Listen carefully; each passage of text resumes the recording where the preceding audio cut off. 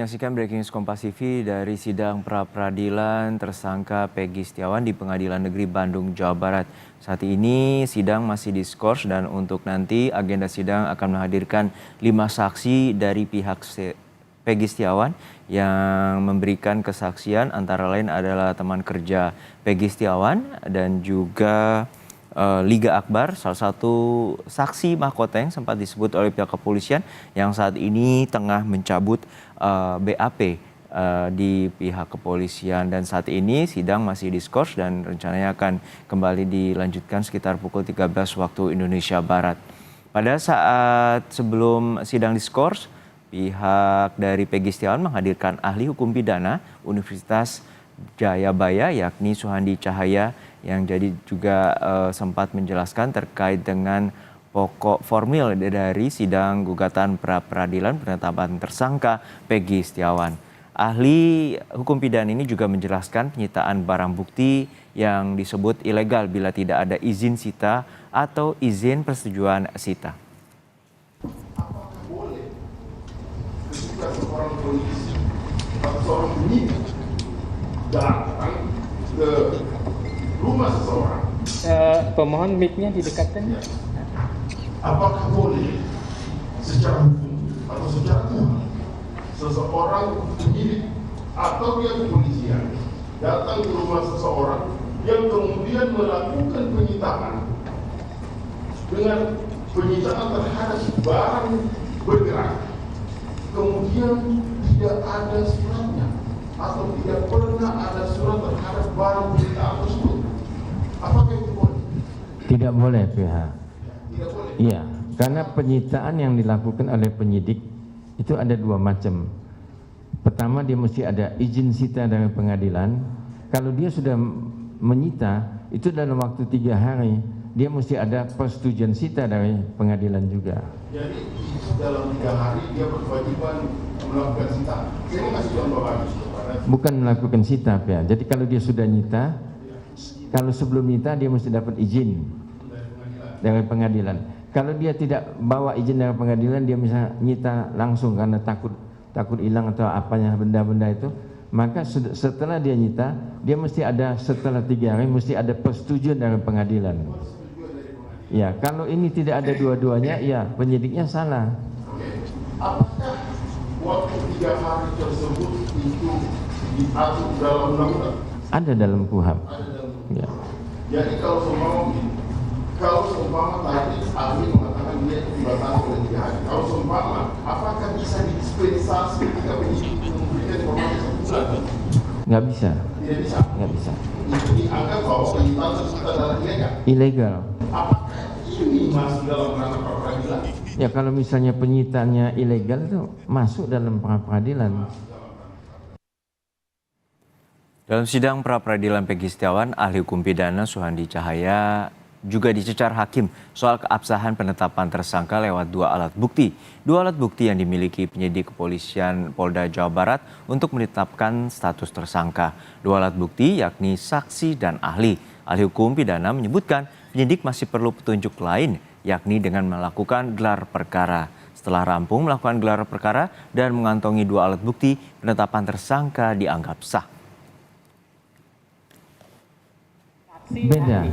Beda. Seperti saksi, ahli, surat, Ya, keterangan surat, terdakwa, keterangan beda itu sama ya. petunjuk. Nah, cukup nggak penyidik itu hanya punya saksi dan ahli?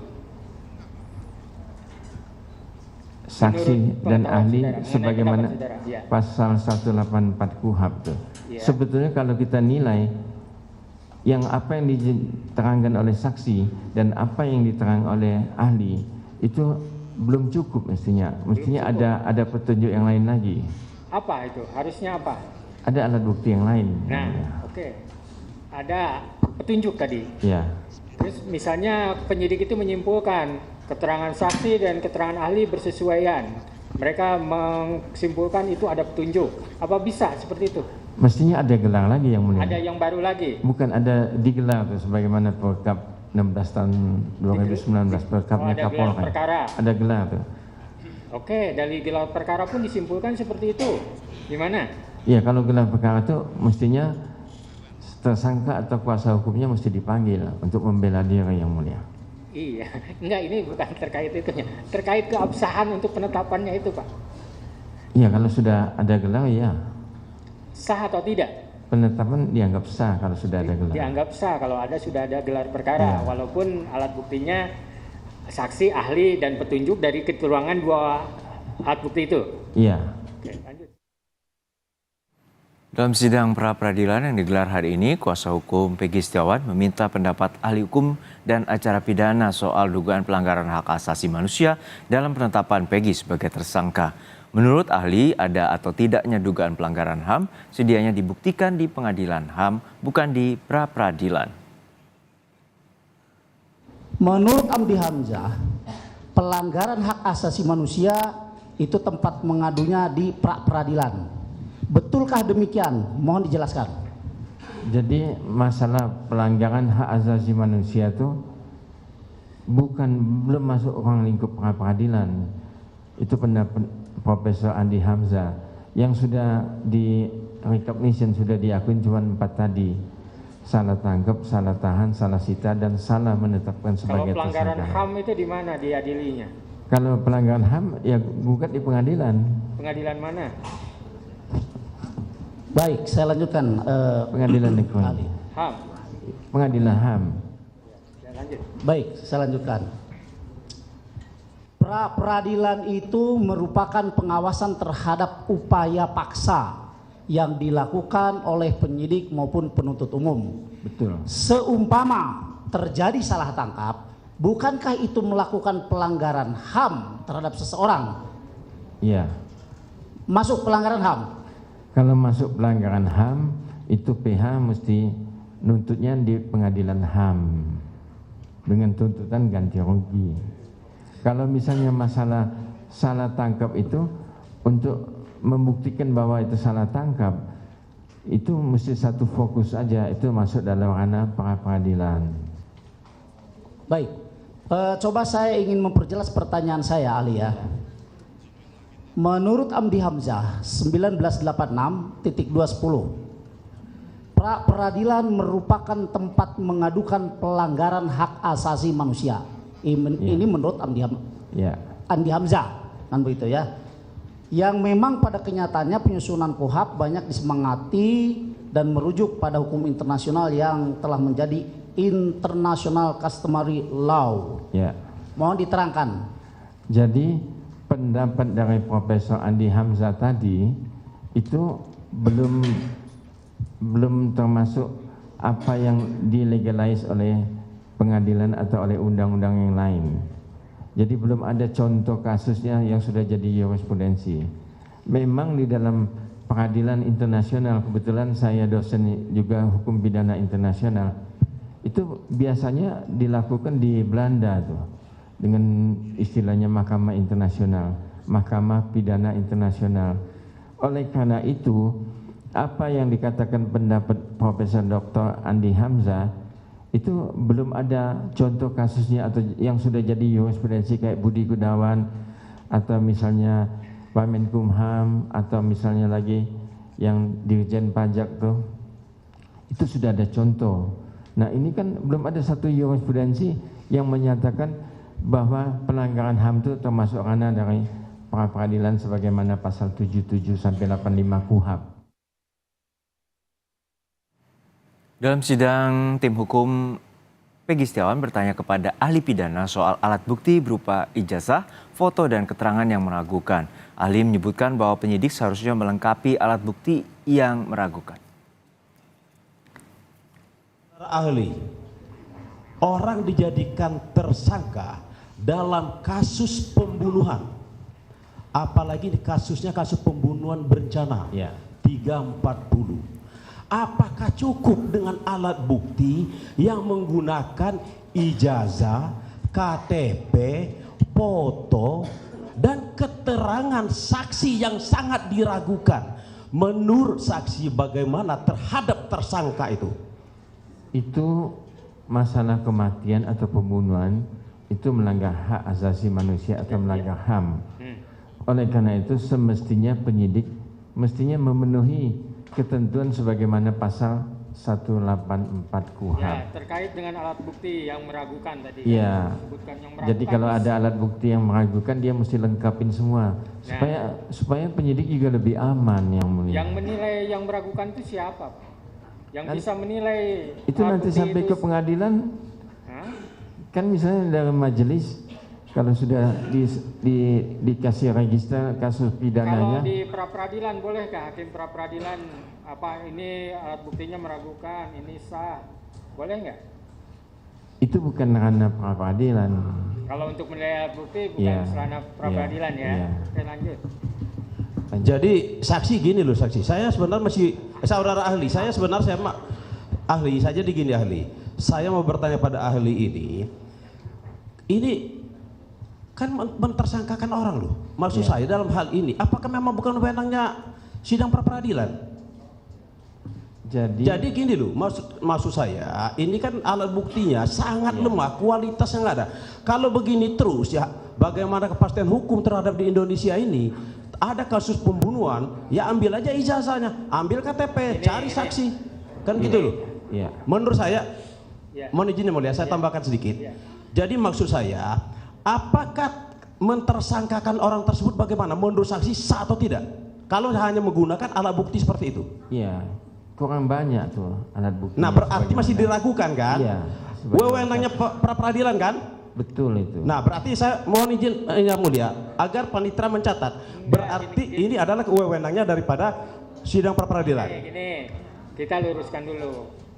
Boleh aja diajukan ke pra-peradilan. Ya. Tapi terkait pengujian, ini meragukan, ini sah. Saya ulangi lagi. Saya berhak nggak?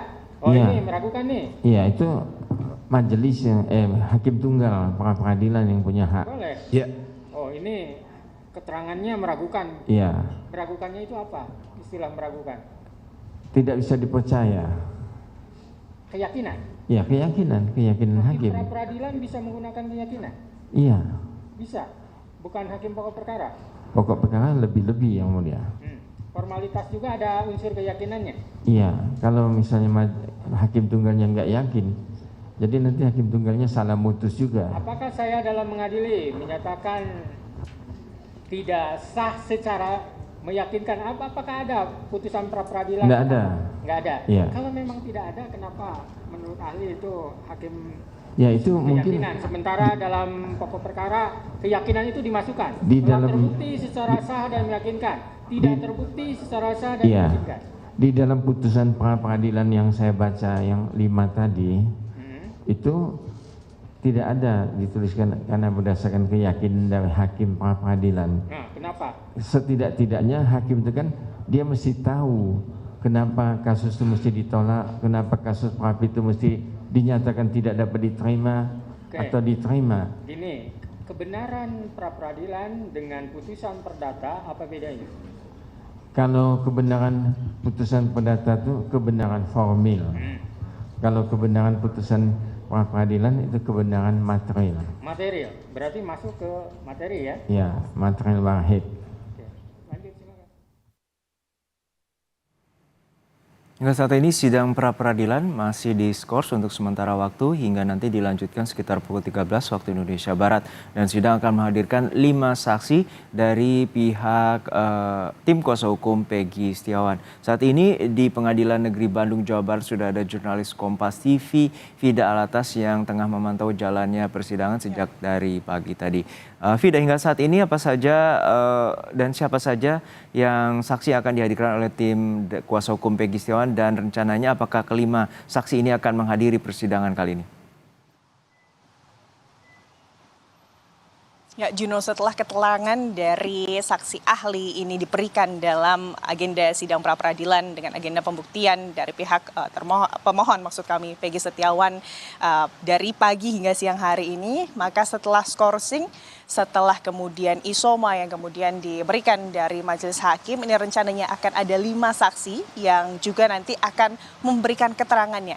Dan kelima saksi ini adalah saksi-saksi yang kemudian memberikan keterangan yang dinilai bisa meringankan posisi dari Peggy Setiawan, tersangka kasus pembunuhan Vina dan juga Eki. Namun lebih lengkapnya, Juno dan juga saudara, kita akan berbincang langsung dengan tim kuasa hukum dari Peggy Setiawan.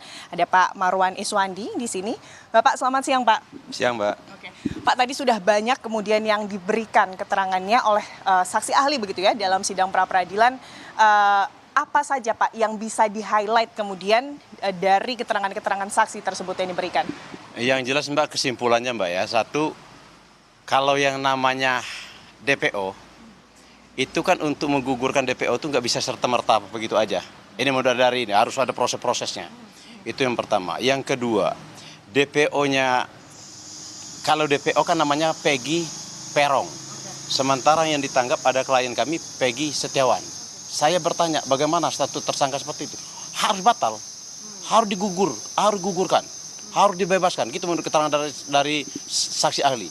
Bahkan saya ulas lagi, saya pastikan lagi. Pas terakhir itu bagaimana saya bilang, kalau orang ada kesalahan seperti ini, ada yang namanya DPO, namanya Peggy Perong, sementara yang ditangkap Peggy Setiawan. Menurut dari saksi ahli harus dibebaskan dan gugur. Nah ini kan menurut dari, tapi semuanya ada keputusan dari hakim. Ya semoga hakim ini ya, hakim yang bijaksana, dan hakim ini tidak dibawa tekanan, tidak terintimidasi. Tapi semuanya jelas sudah terang benderang. Kalau menurut dari seorang ahli dapat dipercaya loh.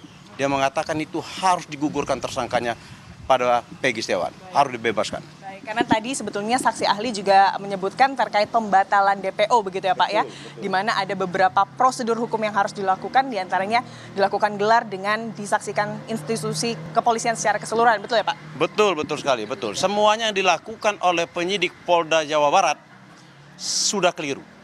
Sudah keliru. Nah kalau keliru harus kita perbaikin kan gitu loh. Perbaikin kata saksi ahli tadi ya di pra-peradilan ini. Makanya tinggal kita menunggu putusan hakim.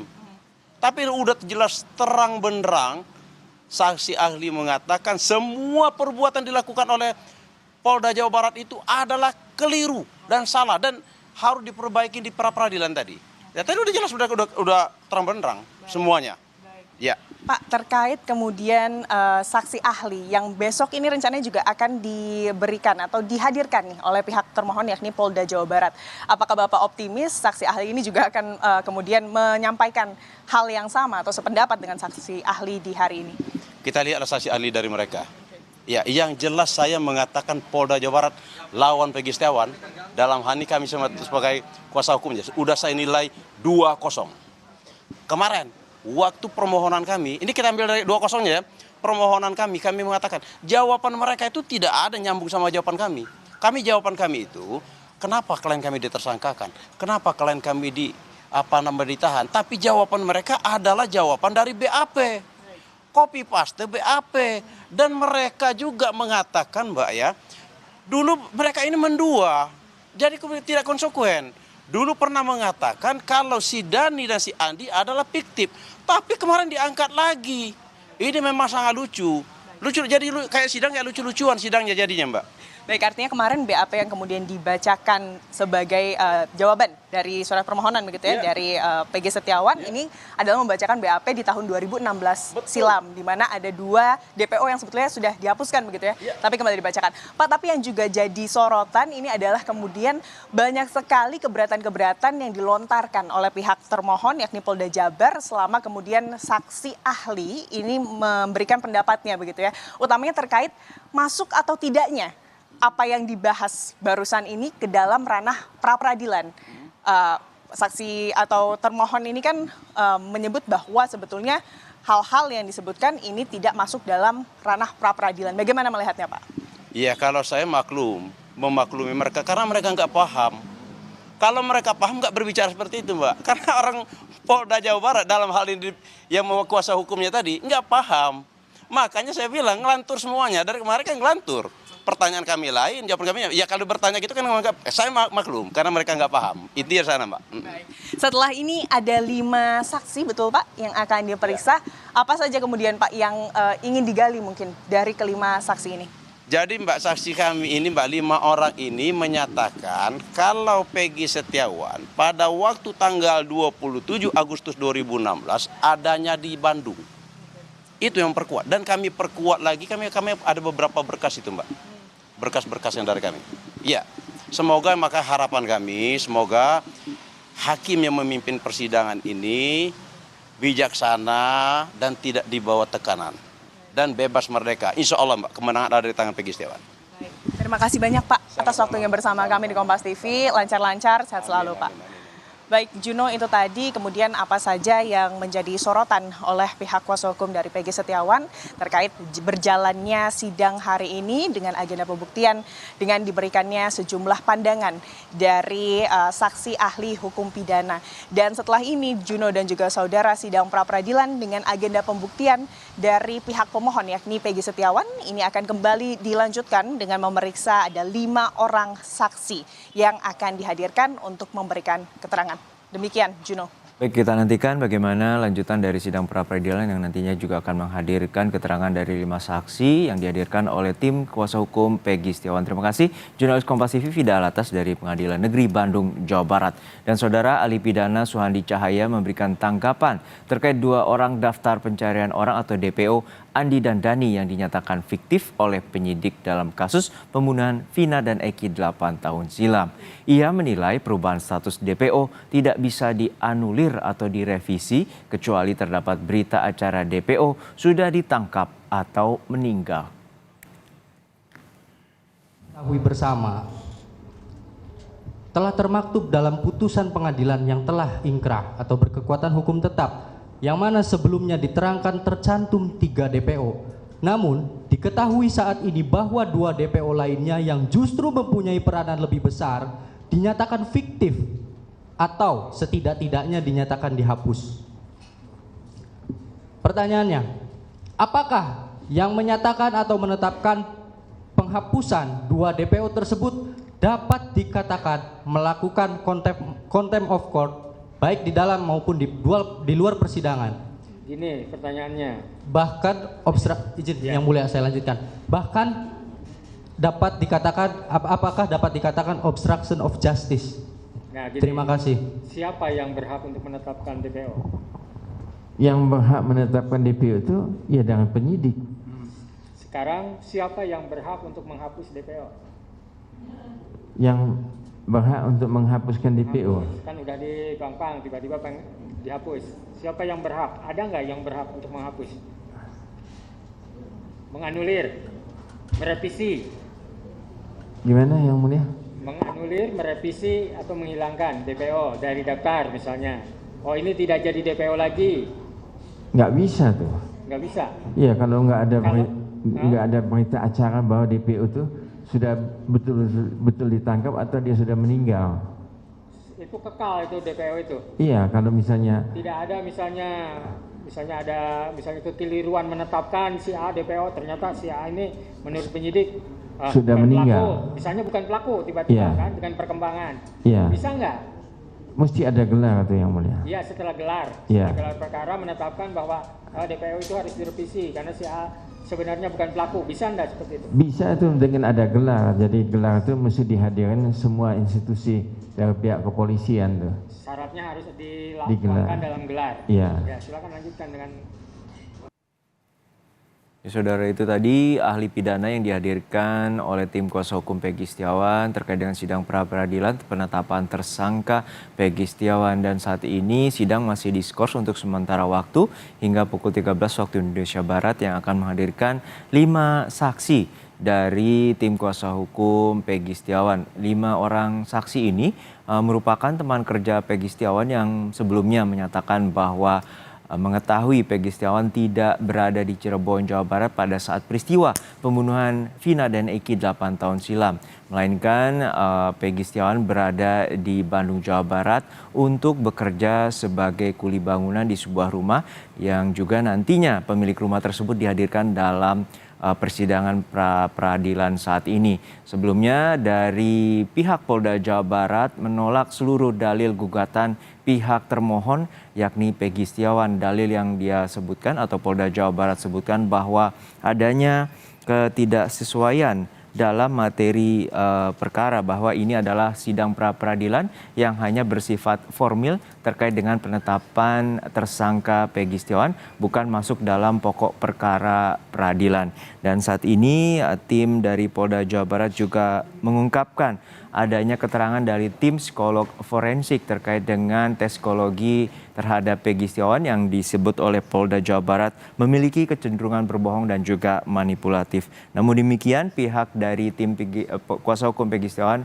menyatakan menemukan 18 kejanggalan dari penetapan tersangka Peggy Setiawan. Salah satunya yakni bahwa Peggy Setiawan ini bukanlah DPO Peggy Peron yang terlibat dalam kasus dugaan pembunuhan Vina dan Eki 8 tahun silam.